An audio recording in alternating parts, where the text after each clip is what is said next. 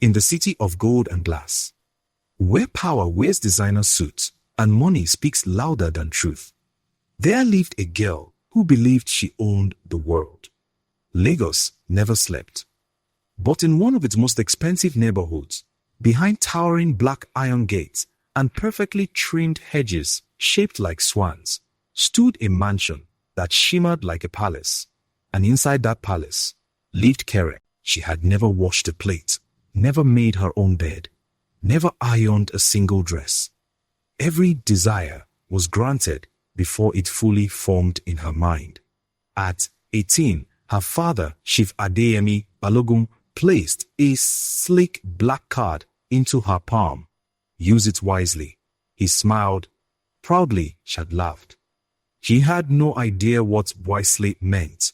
Keren was breathtaking. Smooth caramel skin, sharp cheekbones, eyes that carried permanent superiority. Designers competed to dress her. Makeup artists traveled to her house for brunch. Hairstylists waited like royal servants. Her closet looked like a fashion museum. She lunched in the most expensive restaurants in Lagos, places where menus didn't show prices. Her friends followed her everywhere. Tola, Mimi, Sandra, Vivian, they laughed at her jokes even when they weren't funny. They agreed with her even when she was wrong. Sometimes she would toss a laundry basket toward them and say casually, "You can wash those before you leave." And they would, not because they wanted to, but because she paid for their trips, their bags, their VIP access. She believed money was power, and power meant she was untouchable. Her parents loved her, but they were always traveling. Business meetings in Abuja, investment summits abroad, international conferences. Her father built empires. Her mother ran charities. They sent gifts, transferred money, called often, but they were rarely home. The mansion echoed at night. Keren filled that silence with parties, music booming, champagne flowing, laughter echoing against marble walls. It was a Tuesday. Keren was arguing with a sales assistant about a limited edition handbag. Her phone buzzed. She ignored it. It buzzed again and again. 23 missed calls. From her uncle, from a lawyer, from her mother's assistant. Her heart skipped. She stepped aside and answered. There has been an accident. Her father's private jet, returning from Abuja, had lost contact hours. Later, the news confirmed it. The plane had crashed. No survivors. Chief Keren Balogun was dead. The world mourned. Keren laughed at first, stopped joking, but no one was joking. And just like that, her world shattered. The next day, the mansion was filled. Politicians, business moguls, religious leaders. They wore black. They whispered condolences. Keren sat frozen. Her father had been her shield, her identity, and her security. Now he was gone. Weeks later, another truth surfaced. The empire wasn't solid. There were debt loans secured against properties, failing investments, legal battles. Invitations stopped. Calls reduced. Tola became busy. Mimi stopped replying. Sandra unfollowed her.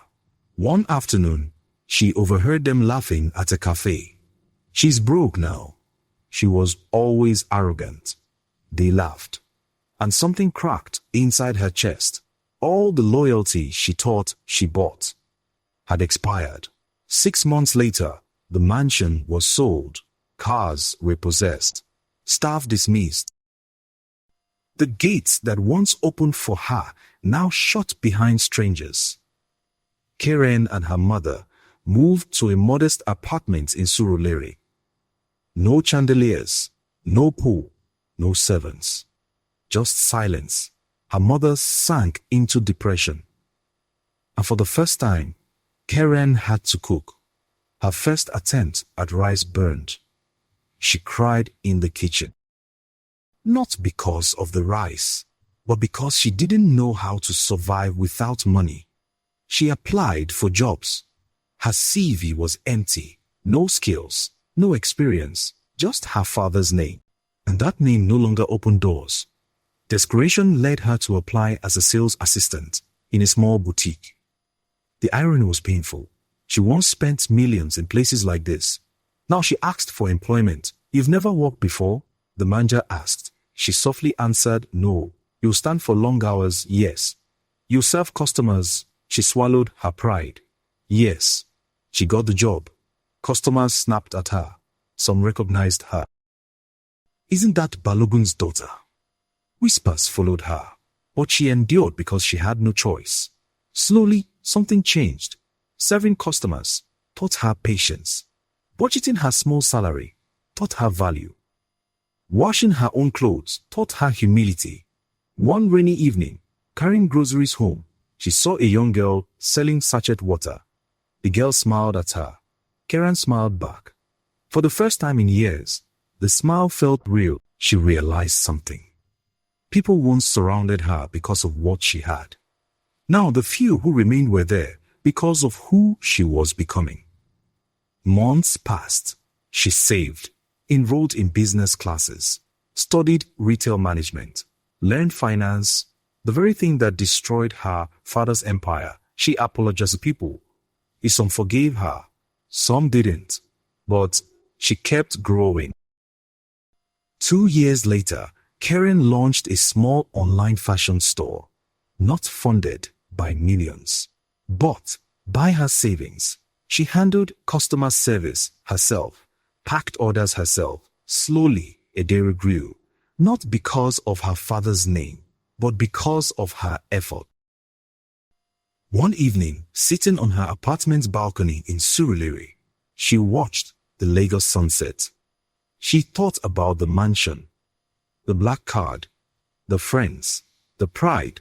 She smiled. Her father once gave her money, but life gave her something greater, character.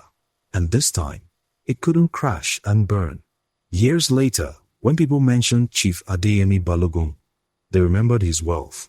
But when they mentioned Keren, they spoke of resilience, transformation, of a girl who once believed the world belonged to her, and then learned she belonged to the world. Life took everything from her. But in the ruins, she found herself, and this version of Keren was richer than she had ever been.